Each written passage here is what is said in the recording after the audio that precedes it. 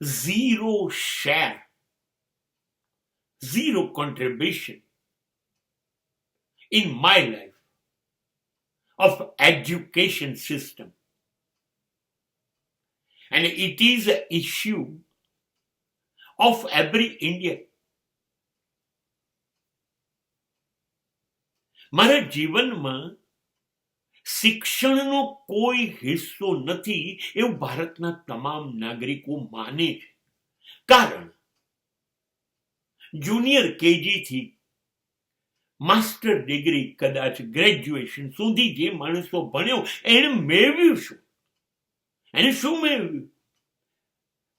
ઇતિહાસ, ભૂગોળ, નાગરિક, ભાષાઓ, વિજ્ઞાન, ગણિત નું પુસ્તકિયું જ્ઞાન, ગોખણિયું જ્ઞાન અને પરીક્ષા આપીને 50, 52, 60, 70% માર્કશીટ, જેનો સ્વીકાર સમાજ નથી કરતું.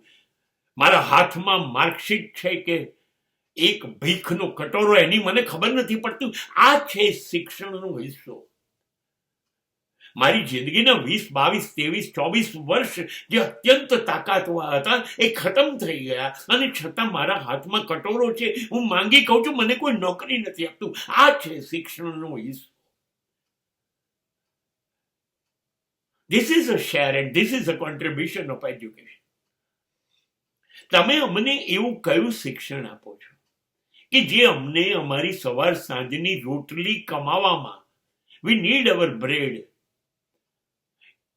એમાં અમને મદદ બને એવું એજ્યુકેશન છે?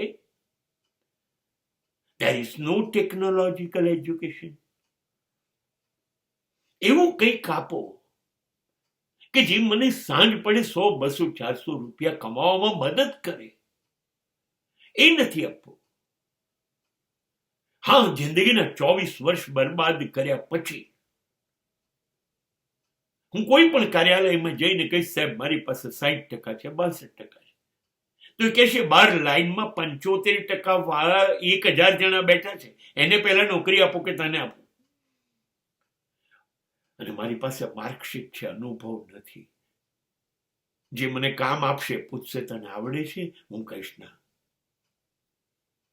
નથી ઇલેક્ટ્રિકલ, નથી ઇલેક્ટ્રોનિક્સ, નથી ટેકનિકાલિટી, નથી કોમ્પ્યુટર, નથી મેડિકલ, નથી એન્જિનિયરિંગ.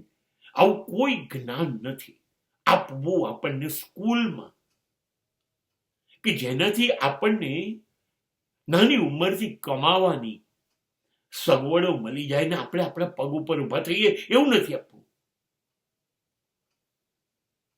2-4 હજાર વર્ષ પહેલા થઈ ગયેલા રામ, કૃષ્ણ, મહાવીર, બુદ્ધ, મોહમ્મદ ગઝની, બાબર, અકબર, આ ભણાઈને તમારે કરવું છે શું? એ મને નોકરી નહીં આપે. ઇતિહાસમાં 100માંથી 92 માર્ક લાયા પછી મને નોકરી કોણ આપશે?